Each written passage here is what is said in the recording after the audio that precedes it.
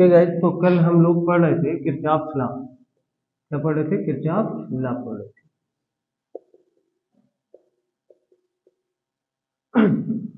तो हमने बता दिया था कि किस पहले नियम को क्या बोलते हैं, सेकंड नियम को क्या बोलते हैं, किस किस और नामों से जाना जाता है, ये सारी चीजें आप देख चुके हो। अब आगे देखना है तो Kirchhoff first law. Kirchhoff first law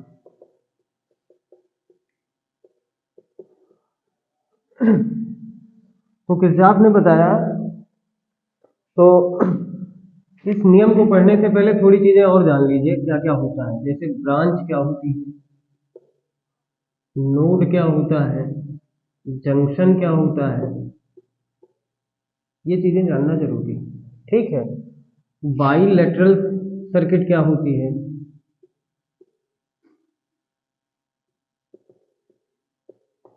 unilateral circuit क्या होती है, यूनिलेटरल सर्किट क्या होती है। ठीक है, इन सब चीजों को जानना है। फिलहाल अभी आप ये जान लीजिए, फिर इनको अभी बाद में बताऊंगा। तो ब्रांच जो किसी पैसिव एलिमेंट को कंटेन करता है, ब्रांच जो किसी पैसिव एलिमेंट को कंटेन करता है। अभी बताऊंगा एक्टिव एलिमेंट क्या होते हैं, पैसिव एलिमेंट क्या होते हैं, यूनिलेटरल सर्किट क्या होती है, बाईलेटरल सर्किट क्या होती है, सारी चीजों को डिस्कस करेंगे। एक्टिव कंपोनेंट, पैसिव कंपोनेंट, क्योंकि मैंने उसमें किरचॉफ लॉ पिछली वीडियो में आपको मिला था। तो पहले किरचॉफ लॉ को डिफाइन कर दें, फिर इन पे आते हैं। तो ब्रांच देख लो, नोड देख लो, जंक्शन जंक्शन देख लो, इतनी चीजें यहाँ देख लो, फिर इनको जस्टिफिकेट बाद में। तो होता क्या है कि जो किसी पैसिव एलिमेंट को कंटेन करे, जैसे रेजिस्टेंस है, तो ये एक ब्रांच है, एक क्या है, ब्रांच है। तो जो किसी पैसिव एलिमेंट को कंटेन करता है उसे ब्रांच कहते हैं। नोड क्या होता है, जैसे एक ब्रांच यहाँ जा रही हो, एक ब्रांच यहाँ आ रही हो, ठीक है, दो या दो से अधिक जब ब्रांचें एक किसी पॉइंट पे कनेक्ट होती हैं तो उसको नोड बोला जाता है। जब सर्किट का ऐसा ऐसा बिंदु जहाँ पे दो या दो से अधिक ब्रांचेस कनेक्ट होती हैं एक ही बिंदु पर, उनको क्या बोला जाता है, नोड बोला जाता है। क्या बोलते हैं, नोड बोलते हैं। जंक्शन क्या होता है, जहां से बहुत सारी ब्रांच निकले, ठीक, वो क्या होता है, जंक्शन होता है। जहां से बहुत सारी ब्रांचेस निकलती हैं उनको क्या बोलते हैं, जंक्शन बोला जाता है। तो इतना जानना जरूरी था, क्योंकि ब्रांच क्या होती है, नोड क्या होता है, जंक्शन क्या होता है, ये आप जान गए। आप देखिए किरचॉफ का नियम, इसको याद रखिएगा, पढ़ाऊंगा इसी के जस्ट बाद, क्योंकि किरचॉफ नियम आपने पहले लिख रखा है तो पहले उसे खत्म कर लेते हैं। परिभाषा लिखना चाहे तो लिख सकते हैं कि जो किसी पैसिव एलिमेंट को लेता है, ग्रहण करता है, उसे ब्रांच कहते हैं। जहां सर्किट का वह बिंदु जहां पर दो या दो से अधिक ब्रांचें आके जुड़ती हैं उन्हें नोड कहते हैं। परिपथ का ऐसा बिंदु जहां पर बहुत सारी ब्रांचेज निकलती हैं उनको जंक्शन कहा जाता है। ठीक है, तो अब आइए किरचॉफ फर्स्ट लॉ पे। किरचॉफ ने बताया, किरचॉफ ने बताया कि किसी वैद्युत परिपथ में, किसी वैद्युत परिपथ में किसी जंक्शन पर मिलने वाली समस्त धाराओं का बीजीय योग शून्य होता है। जैसे कहने का मतलब हो गया समेशन आई बराबर जीरो के, समेशन आई बराबर जीरो के, यानी किसी वैद्युत, फिर से सुन लीजिए, किसी वैद्युत परिपथ के किसी जंक्शन पर मिलने वाली समस्त धाराओं का बीजीय योग शून्य होता है।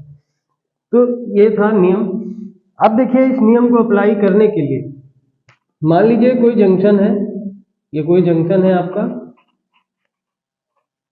इस तरीके से इस पे कोई करंट ऐसे आ रही है, I1 हो गई, ये I2 हो गई, ये बाहर जा रही है I3 हो गई, ये अंदर आ रही है I4 हो गई, ये बाहर जा रही है I5 हो गई, और ये बाहर जा रही है I6, इस तरीके से है। तो यहाँ पे सबसे पहली बात जो जानना है उसे ये जानना है कि किरचॉफ का नियम कैसे लगाते हैं। ठीक है, तो नियम जान गए, अब लगाते कैसे हैं। तो पहला पॉइंट, जो धारा जंक्शन पर आती है, जो धारा जंक्शन पर आती है उसे पॉजिटिव साइन देते हैं, उसे पॉजिटिव साइन देते हैं।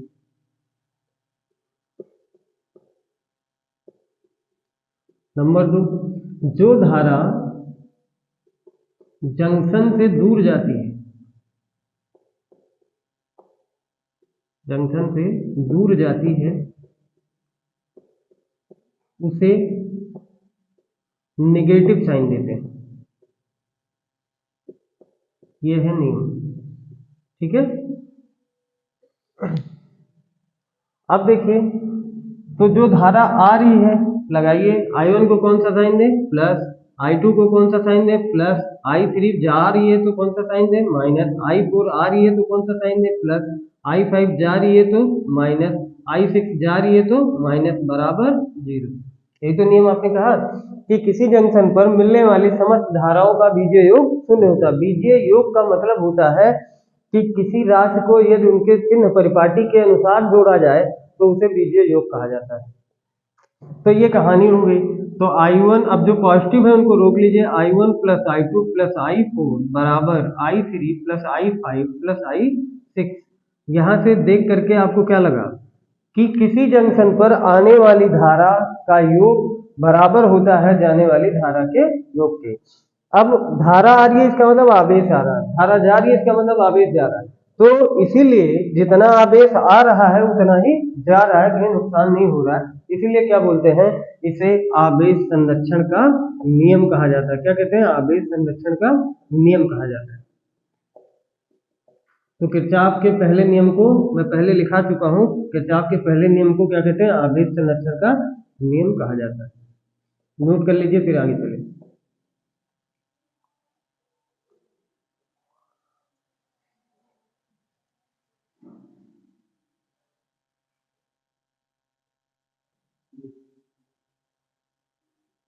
देखिए,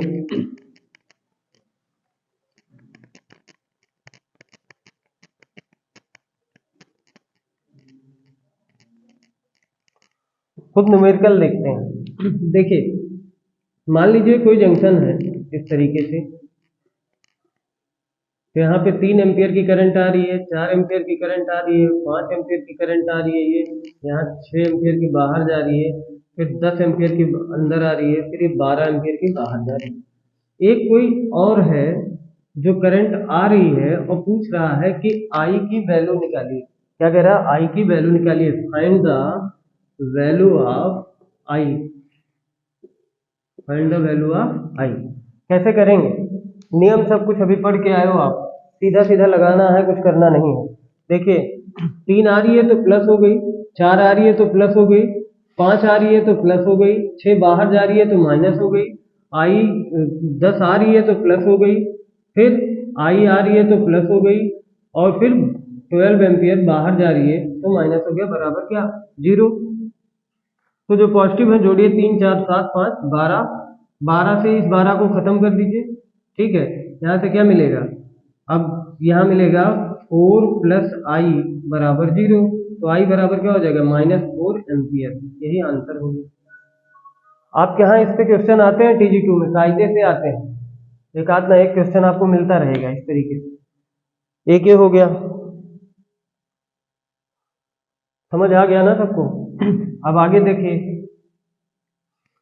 थोड़ा मॉडरेट करवा दें आपको।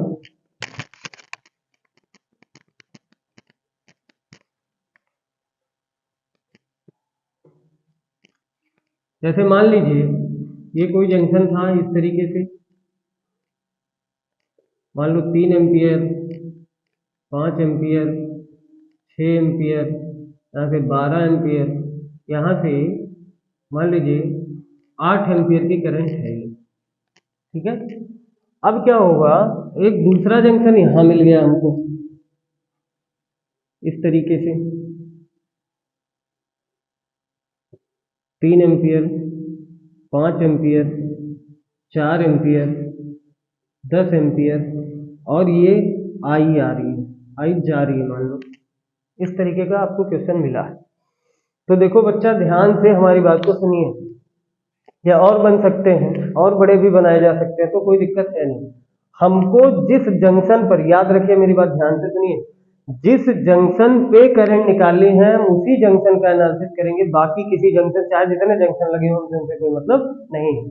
तो यहाँ से जरा देखो, यहाँ कितनी आ रही है, 8 एम्पियर आ रही है, तो 8 पॉजिटिव हो गया, प्लस 3 आ रही है, ये हो गया प्लस, माइनस 5 जा रही है ना, 5 माइनस हो गई, 4 जा रही है माइनस हो गई, प्लस 10 अंदर आ रही है, ये क्या हो गई प्लस, और आई जो बाहर जा रही है ये बराबर क्या हो गया 0। तो 8 3 11 माइनस 5 माइनस 4 यानी कितना हो गया 9, और प्लस 10 माइनस आई बराबर 0। तो 9 11 में से 9 गया 2 यानी 10 10 2 12, 12 माइनस आई बराबर क्या 0। तो आई बराबर कितना हो गया 12 एम्पियर। ठीक है, कितना आ गया 12 एम्पियर। इस तरीके से सवाल मिलेंगे, मोहब्बत के साथ लगाइएगा, कोई दिक्कत है नहीं। जिस जंक्शन, बस मेरी एक बात याद रखिएगा, बहुतेरे जंक्शन दिए रहेंगे, उनसे हमारा कोई लेना देना है नहीं, सीधा सीधा लेना देना है, जिस जंक्शन की करंट को पूछा है उसी जंक्शन को हम सॉल्व करेंगे बस।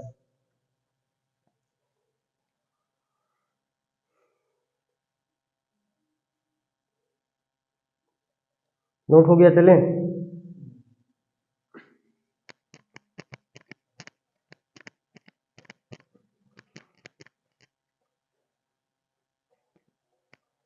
अब देखिएगा किरचॉफ सेकंड लॉ,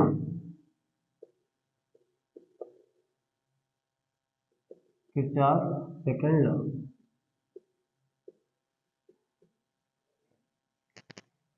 ये क्या होता है?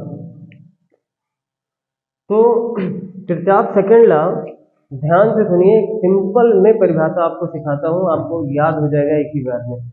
क्या होता है, किसी वैद्युत परिपथ के किसी बंद पाथ में, किसी वैद्युत परिपथ के किसी बंद पाथ में बहने वाली धारा एवं संगत प्रतिरोध का गुणनफल का बीजीय योग एवं उस पाथ में लगे हुए समस्त विद्युत वाहक बलों के बीजीय योग का मान 0 होता है। कहने का मतलब हुआ summation I R plus summation E बराबर क्या 0, या इसको ऐसे भी लिख सकते हो, समेसन आई आर बराबर 0, समेसन ई बराबर 0।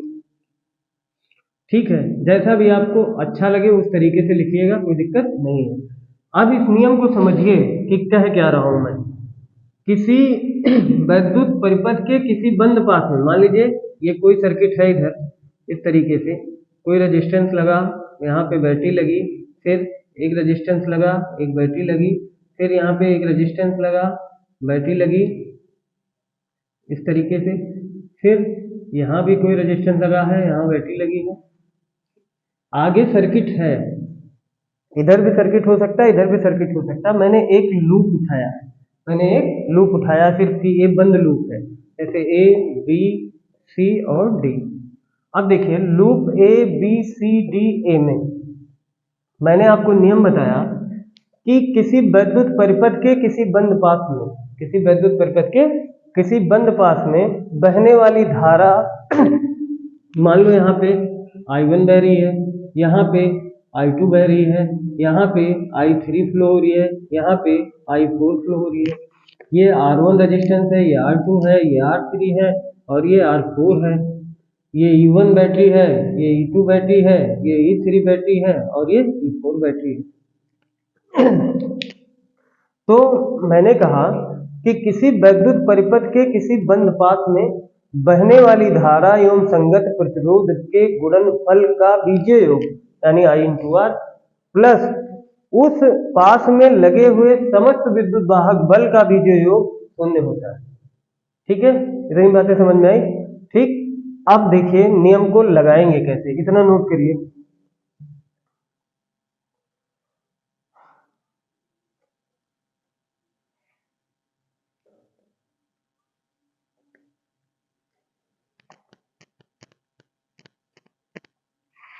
इस नियम को लगाने के लिए कई नियम हैं, मैं आपको एकदम सस्ता सरल टिकाऊ नियम बता रहा हूं, उसी को याद कर लीजिएगा, जिंदगी में आपका सर्किट कभी गलत नहीं होगा। ठीक है, तो नियम क्या है? पहला नियम, पास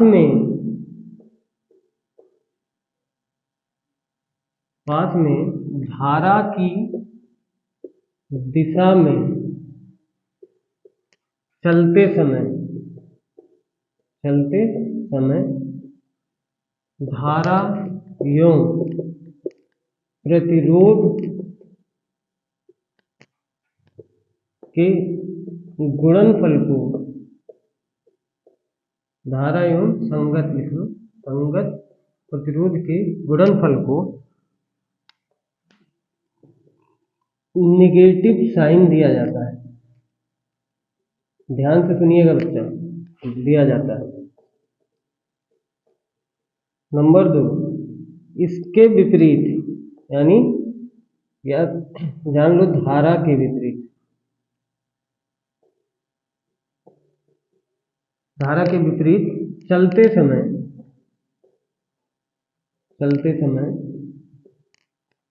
धारा एवं संगत प्रतिरोध के गुणनफल को पॉजिटिव साइन दिया जाता है,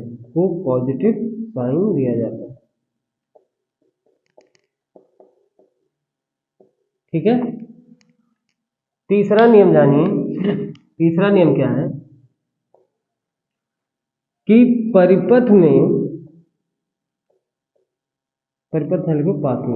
पाथ में चलते समय,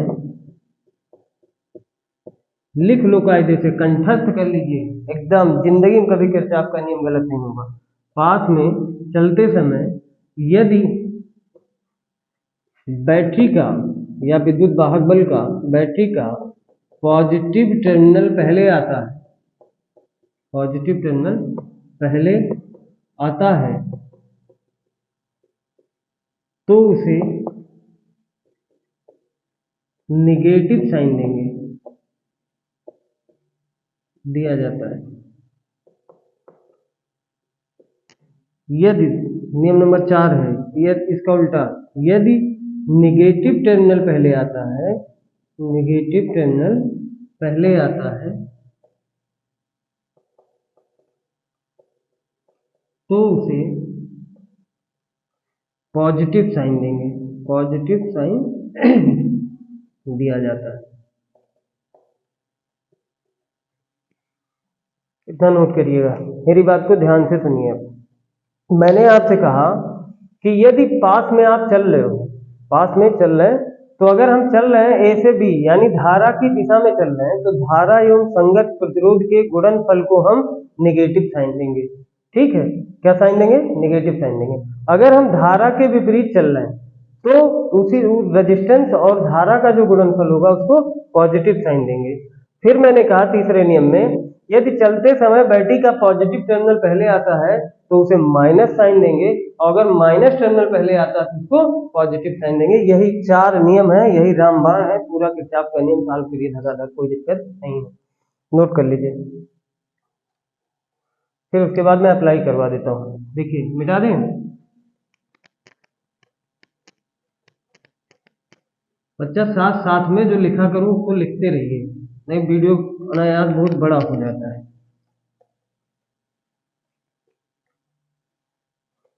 देखिए अब क्या होगा,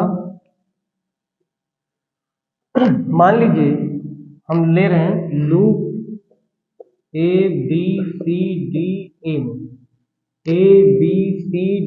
एम, इस लूप की बात कर रहे हैं।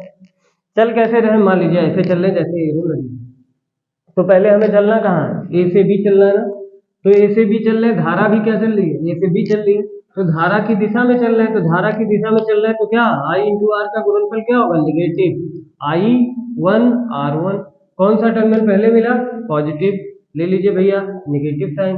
बी पे पहुंच गए, अब बी से सी आ रहे हैं, फिर भी हम अब भी धारा की दिशा में चल रहे हैं, तो क्या हो जाएगा? I2 कौन सा टर्मिनल मिला? पॉजिटिव, कोई बात नहीं, E2 माइनस ले लिया। अब आ गए सी पे, सी से डी चलना है, तो कौन सा टर्मिनल पहले मिला? निगेटिव, कौन सा साइन दे दें? Plus E3। और धारा के विपरीत चल रहे हैं तो I3 R3 पॉजिटिव साइन दे दें। अब हम डी पे पहुंच गए, चल तो हम धारा की दिशा में रहे लेकिन निगेटिव टर्मिनल पहले आ गया, तो कौन सा साइन दे दें? Plus E4। फिर धारा की दिशा में चल रहे हैं तो I4R4 को माइनस साइन दे दे, बराबर क्या, 0। यही तो आपने कहा है कि किरचॉफ के द्वितीय नियम के अनुसार आपने कहा है कि किसी वैद्युत परिपथ के किसी बंद पास में बहने वाली धारा एवं संगत प्रतिरोध का गुणनफल का बीजीय योग एवं उस पास में लगे हुए समस्त विद्युत वाहक बलों का बीजीय योग क्या होता है, शून्य होता है। देखो सब शून्य कर दिए। आप क्या करिए, जो निगेटिव जो प्लस है इसको इधर रोकिए, बाकी भेज दीजिए। क्या मिल जाएगा आपको, I3R3 plus E4 plus E3 बराबर आपको मिलेगा I1R1 plus E1 plus I2R2 plus E2, ये मिल गया, और प्लस I4R4। ठीक है। अब यहां से देखिए, ये जितनी एनर्जी इधर है उतनी ही एनर्जी बराबर है उधर। ठीक है, तो ना तो ऊर्जा खपत हो रही है और ना ही पैदा हो रही है। तो इसीलिए आप बोले हो कि भैया किरचॉफ के द्वितीय नियम को ऊर्जा संरक्षण का नियम कहा जाता है। क्या कहा जाता है, ऊर्जा संरक्षण का नियम कहा जाता है।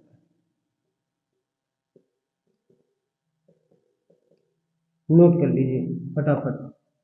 समझ में आ गया सबको, समझ में आ गया। इस नियम को सॉल्व करने के लिए, आपको बताने के लिए हमारे पास कई नियम है। वोल्टापात का नियम है, पॉजिटिव वोल्टापात का नियम है, फिर निगेटिव वोल्टापात का नियम है, बहुत सारे नियम है, लेकिन ये सबसे सस्ता सरल नियम है, इसलिए मैंने बताया आपको आराम से समझ में आ जाए।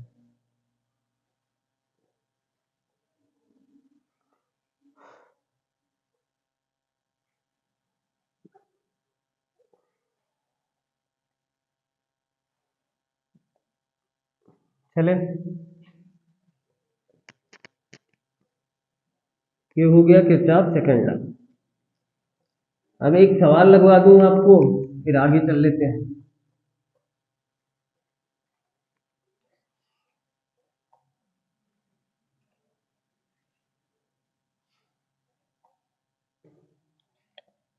ऐसे ही सिंपल लगा लो जैसे आपने पढ़ा।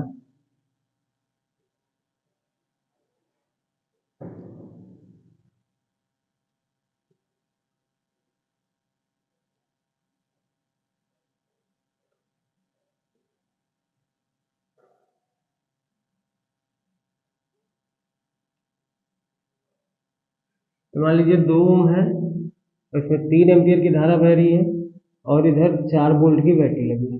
ठीक है, ये 4 ओम का रेजिस्टेंस है, इसमें धारा 3 एम्पियर की फ्लो हो रही है और यहाँ पे 5 वोल्ट की बैटरी लगी है। इसमें धारा इस दिशा में बह रही है, ये मान लीजिए 4 एम्पियर की धारा बह रही है और यहाँ 6 वोल्ट की बैटरी लगी हुई है और यहाँ 2 ओम का रेजिस्टेंस है। ठीक, ये 8 वोल्ट की बैटरी पकड़ लें। ठीक है, और यहाँ पे जो धारा बह रही है वो मान लें 4 एम्पियर की फ्लो हो रही है और 4 ओम का ये रेजिस्टेंस। देखो बेटा, अब हम इसकी वैल्यू नहीं दे रहे, इसकी वैल्यू नहीं दे रहे और कह रहे हैं कि find the value of E, find the value of E.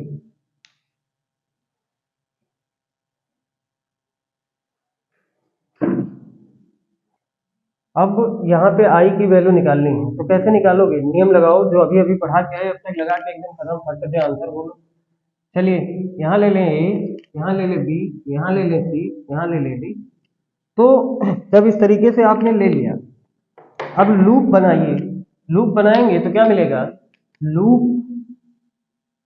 A B C D A में, in loop A B C D A में करेंगे, चलेंगे ऐसे भी चले, करंट के अपोजिट चल रहे ना।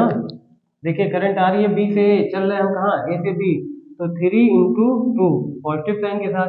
पहला टर्मिनल कौन सा मिला, पॉजिटिव, तो 4 हो गया, माइनस साइन के साथ बी पे पहुंच गए। अब बी से सी आना है, करंट के अपोजिट चल रहा है, तो क्या हो जाएगा, 3 × 4 प्लस में कौन सा टर्मिनल पहले मिला भैया, नेगेटिव, तो क्या हो जाएगा प्लस ई। ठीक, अब सी पे पहुंच गए, सी से डी आना है, तो कौन सा टर्मिनल पहले मिल रहा है, नेगेटिव, तो क्या हो जाएगा 6, और धारा की दिशा में चल रहे हैं तो नेगेटिव साइन, यानी क्या हो जाएगा 4 × 2। फिर यहाँ पहुंच गए डी पे, अब डी से ए चल रहा है तो निगेटिव टर्मिनल पहले मिला तो क्या हो जाएगा +8, और करंट की डायरेक्शन में चल रहे हैं तो 4 गुणे 4 बराबर क्या 0। अब निकालो फटाक दे, ये 6 हो गया, -4 + 12 + ई -6 -4 दुनिया 8 और +8 -16 बराबर क्या 0। ये खत्म, ये खत्म, ये खत्म, ये खत्म, ठीक है। 12 16 ये भी खत्म, नहीं 16 4 20, यानी कितना हो जाएगा -20 + 12 + ई बराबर 0। तो -8 + ई बराबर 0, ई बराबर कितना हो जाएगा 8 वोल्ट। ये आंसर हो गया 8 वोल्ट। इस तरीके से आपको कभी भी सवाल मिले, कभी आगे लूप बना होगा ऐसे यहाँ पे, फिर बैटरी लगी होगी, फिर ऐसे लगा होगा, फिर बैटरी लगी होगी, इस तरीके से भी मिले, तो कहीं भी किसी की वैल्यू निकालनी हो तो एक बार ये लूप ले लो, एक बार ये लूप ले लो, फिर एक बड़ा वाला लूप ले लीजिए, तीनों करके 3 इक्वेशन में जहाँ जो निकालना हो आप आसानी से निकाल सकते हैं। नोट कर लीजिए।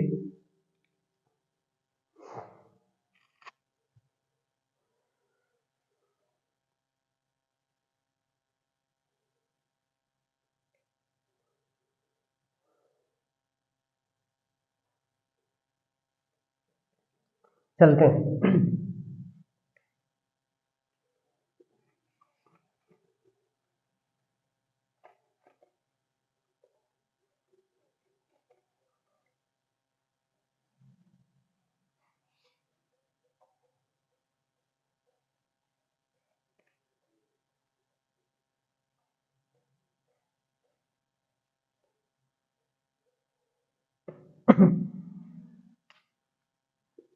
एक्टिव एलिमेंट जो अभी बताया था ना कि आप आगे पढ़ा देंगे जस्ट किरचॉफ के बाद, तो इसको पढ़ लीजिए।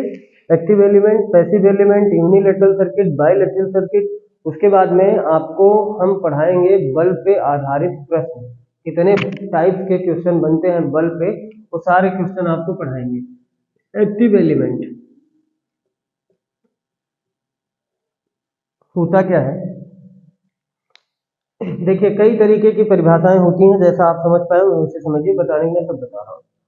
वह एलिमेंट जो किसी कार्य को करने के लिए ऊर्जा की आवश्यकता होती है, ऊर्जा की आवश्यकता होती है, वह एलिमेंट, जैसे बताएं स्वयं में ऊर्जा, मतलब कार्य करने के लिए स्वयं में ऊर्जा उत्पन्न कर ले, ठीक है, उसे क्या बोलते हैं एक्टिव एलिमेंट बोलते हैं। मतलब वह एलिमेंट जिसे कार्य करने के लिए ऊर्जा की आवश्यकता होती है एवं स्वयं में ऊर्जा उत्पन्न कर ले, ऐसे एलिमेंट क्या कहलाते हैं एक्टिव एलिमेंट कहते हैं। जैसे आपका टनल डायोड हो गया, ठीक है, ट्रांजिस्टर हो गया, ठीक, और ऐसे भी जान लीजिए all semiconductor devices, all semiconductor devices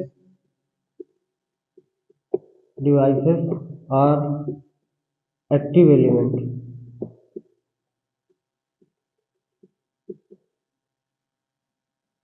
ठीक।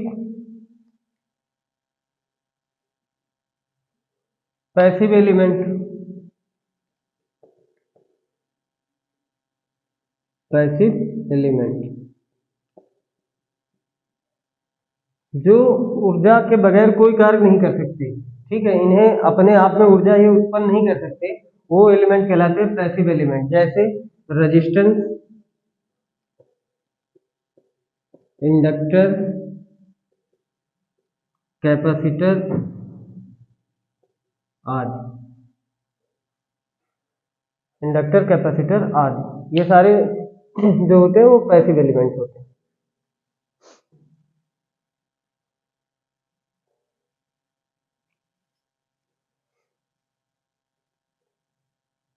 चले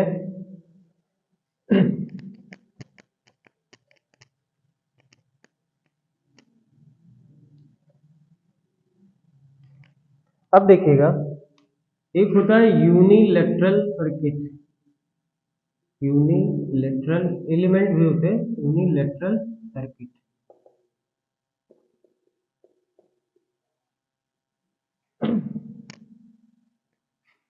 इसको बोलते हैं एक दिशीय परिपथ। ये क्या होता है?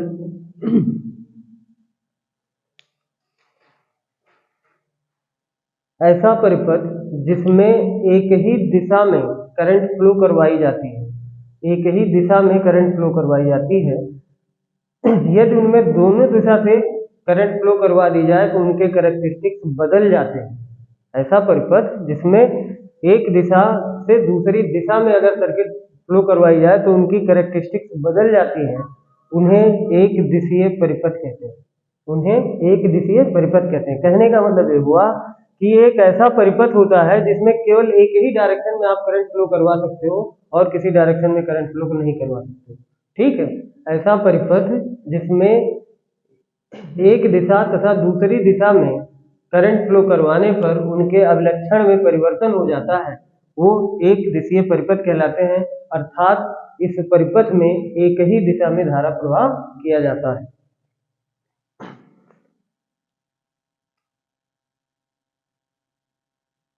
जैसे फॉर एग्जाम्पल डायोड, ट्रांजिस्टर। जैसे डायोड है, डायोड में कैसे करंट फ्लो होती है? फॉरवर्ड बायस में। रिवर्स बायस में करंट फ्लो नहीं होती है।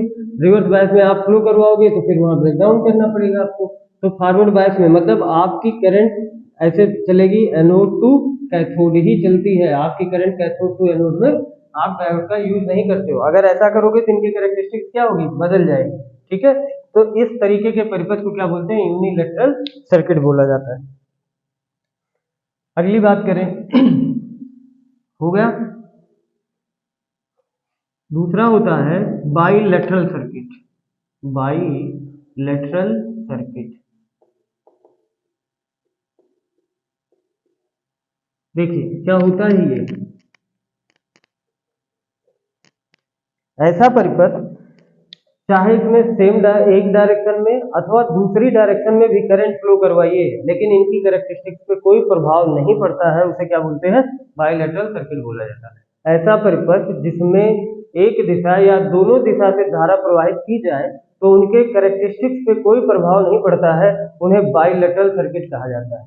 जैसे ये रेजिस्टेंस है, चाहे इधर से करंट फ्लो करवाओ तब भी कोई फर्क नहीं, इधर से फ्लो करवाइए तब भी कोई फर्क नहीं। ये आपका इंडक्टर है, चाहे इधर से करंट फ्लो करवाओ चाहे इधर से फ्लो करवाओ, इनके कैरेक्टरिस्टिक्स में कोई परिवर्तन नहीं होगा। फिर ऐसे आपका कैपेसिटर है, चाहे इधर फ्लो करवाए चाहे इधर से फ्लो करवाए, कोई फर्क पड़ेगा? नहीं पड़ेगा। तो इसे क्या बोलते हैं? बाइलेटरल सर्किट बोला जाता है। इसे बोलते हैं बाइलेटरल सर्किट। एक और होता है बच्चा, एक बातें और होती है, इतना छाप लीजिए फिर बताते हैं, फटाफट करिए। ऐसा परिपथ जिसमें एक दिशा अथवा दोनों दिशा में धारा प्रवाहित करवाई जाए तो उनके कैरेक्टरिस्टिक्स में कोई परिवर्तन नहीं होता है, उस परिपथ को बाइलेटरल सर्किट या द्विदिशीय परिपथ कहा जाता है। हिंदी में बोलते हैं इसे द्विदिशीय परिपथ।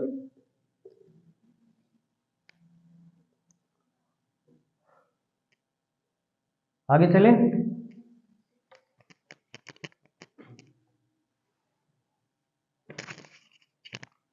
एक होता है लीनियर सर्किट, लीनियर सर्किट,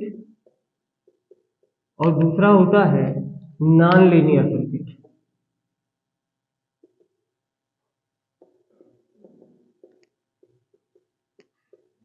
ठीक है, तो याद रखिए लीनियर परिपथ वह परिपथ, या इसको बोलते हैं हिंदी में बच्चा रैखिक परिपथ, और इसको बोला जाता है अरैखिक परिपथ। होता क्या है? वह परिपथ जो ओम के नियम को फॉलो करता है या ओम के नियम के अनुसार चलता है, उसे क्या बोलते हैं? लीनियर रैखिक परिपथ कहा जाता है। और वह परिपथ जो ओम के नियम को फॉलो नहीं करता है वह क्या कहलाता है? अरैखिक परिपथ कहलाता है, यानी नॉन लीनियर सर्किट कहलाता है। वह परिपथ जो ओम के नियम का पालन करता है वो रैखिक परिपथ कहलाता है, जो ओम के नियम का पालन नहीं करता है वह अरैखिक परिपथ कहलाता है। ठीक है।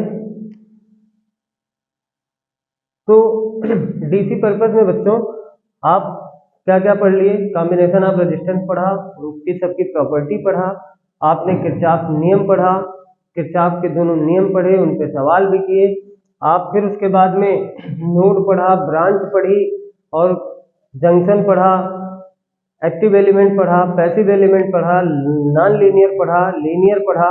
तो ये सारे इतनी चीजें खत्म होती हैं। नेक्स्ट कल मुलाकात होगी दूसरे वीडियो में। Thank you very much.